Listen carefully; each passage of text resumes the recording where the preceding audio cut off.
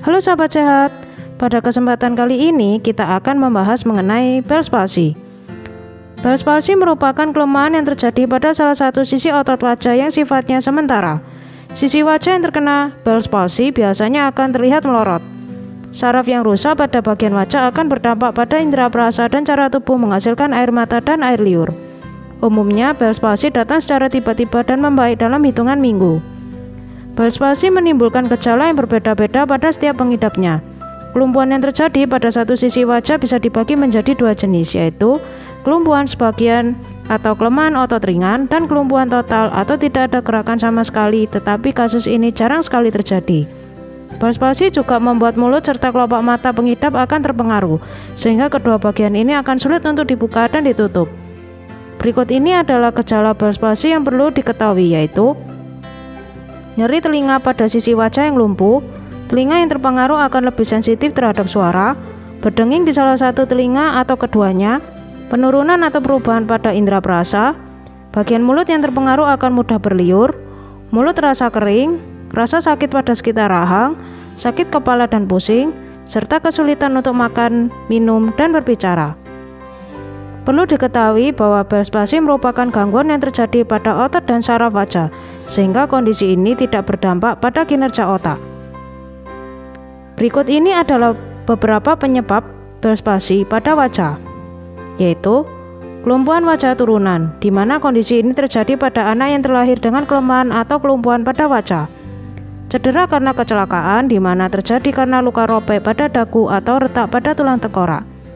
Cedera karena operasi, di mana kondisi ini umumnya terjadi saat operasi kelenjar parotid, akibat infeksi virus tertentu, serta penurunan sistem kekebalan tubuh. Beberapa faktor resiko penyakit Bell's palsy yang paling mudah berkembang, di mana dengan orang yang berkondisi seperti berusia 16 hingga 60 tahun, kehamilan, mengidap diabetes, mengalami infeksi paru-paru dan infeksi saluran pernafasan atas, serta memiliki riwayat keluarga dengan kondisi penyakit Bell's palsy. Bell's palsy biasanya bisa sembuh dalam beberapa waktu dan tidak menyebabkan komplikasi jangka panjang. Namun selama sakit, kebanyakan pengidap Bell's palsy tidak bisa menutup mata mereka pada sisi wajah yang terkena.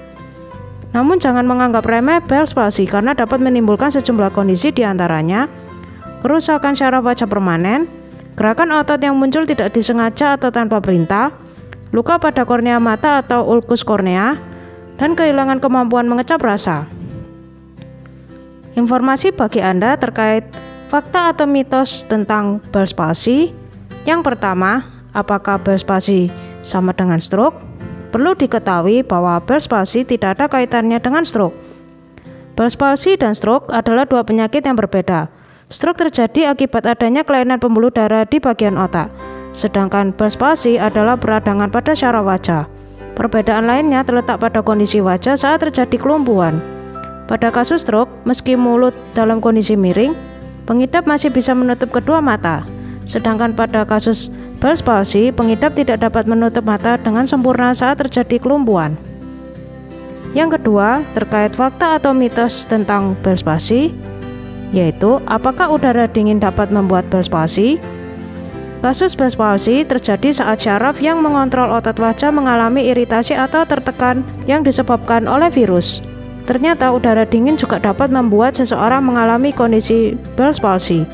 Meskipun udara dingin bisa menyebabkan seseorang mengalami Bell's palsy, kondisi udara dingin disebabkan oleh alat pendingin atau udara hanya faktor yang membantu penyebaran virus yang menyebabkan penyakit Bell's palsy. Sehingga penyebab utama Bell's palsy adalah virus yang menyebabkan infeksi, pembengkakan pada wajah, atau kelumpuhan saraf fasialis. Langkah-langkah pencegahan yang dapat dilakukan terkait dengan penyakit Bell's palsy yaitu hindari pemakaian secara langsung angin air conditioner atau kipas pada muka, gunakan masker saat mengendarai motor untuk menghindari debu dan angin, cuci pakaian hingga bersih dan pastikan kering merata karena biasanya virus berada pada tempat yang lembab. Konsumsi makanan bergizi yang mengandung banyak vitamin seperti buah dan sayur untuk menjaga kesehatan fungsi saraf. Istirahat yang cukup dan tidur teratur serta menjaga kebersihan lingkungan.